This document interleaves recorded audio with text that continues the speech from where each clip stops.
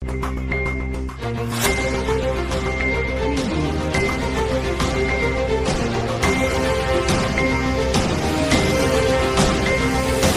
कुमार जैन नाम है साहब हमारा जी। हम बरगढ़ चित्रकूट के रहने वाले हैं। फुलमजरा के थाने के पास में हमारा घर है।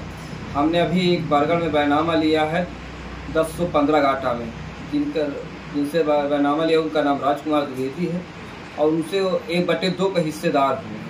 उनके परिवार को हमसे कोई आपत्ति नहीं है।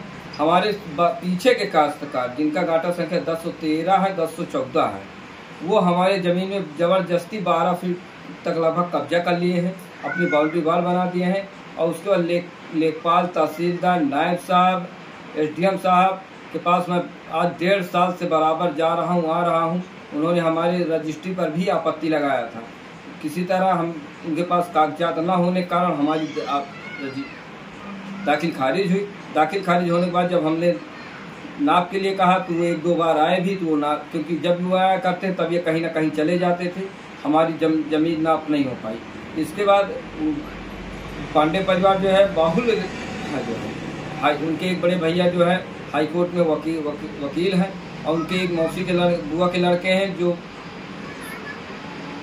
नामजैन के दरोगा हैं, जिनके बाहुल से अभी हमने 12 तारीख को जो है काम अपने ज़मीन पे हम DM साहब के पास गए। DM साहब ने हमारी बात सुनी और सुनने के बाद जो है उन्होंने SDM मऊ को कहा, तो SDM मऊ से हम जाके मिले और मिलने के बाद जो उन्होंने हमसे ये कहा कि आपका नंबर अलग है, उनका नंबर अलग, आप जाके अपने नंबर पर काम लगाइए। साहब मैं अपने ज़मीन पर काम लगाया। काम लगाने के बाद ये लोग बाहुल होकर इकट्ठा होकर हमें आए, दौड़ा के मारने लगे, लेकिन कोई नहीं सुना। थाने में दोनों पक्ष हम आ गए। उन्होंने कहा कि 2 दिन का मौका दीजिए जिससे हम अपनी ज़मीन की पैमाइश करा लें। थाने में ये कह के गए और उसके बाद ये हमें जो है न बनाने देते हैं। उसके बाद कप्तान साहब के पास चले गए।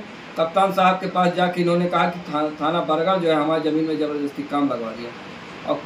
और जबकि थाना बरगढ़ काम लगवाया क्या नहीं अब ये नहीं जानता हूँ, लेकिन थानेदार ने हमको बैठा लिया जरूर जो है, और हम सब काम नहीं लगा पा रहे हैं। हमारे पास रजिस्ट्री है, दाखिल खारिज है, नक्शा है, सब कुछ है।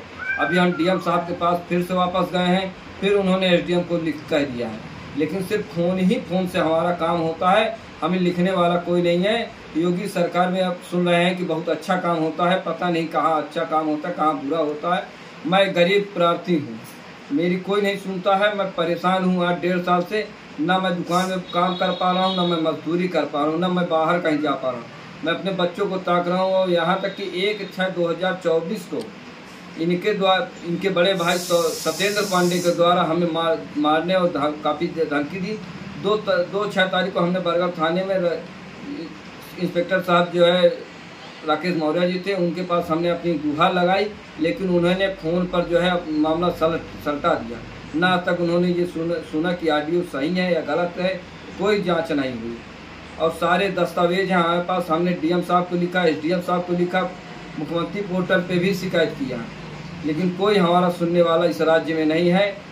अब हम इससे ज़्यादा क्या कर सकते हैं, हम गरीब हैं, हमारी कोई सुन ले।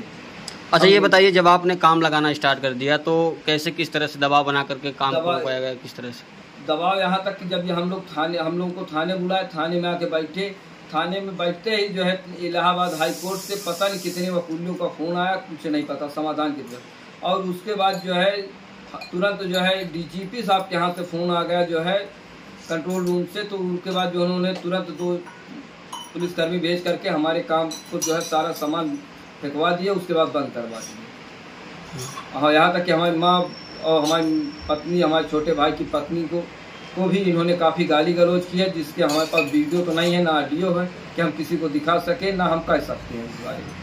हम अल्पसंख्यक हैं, हमारी कोई रक्षा करे। हम सरकार से अपनी रक्षा मांगते हैं। हमारी ज़मीन थोड़ी सी है, 2.25 बिस्वा ज़मीन माने कुछ नहीं होता है, हमारी ज़मीन साहब निकलवा दीजिए। हम सबसे यही गुहार करते हैं।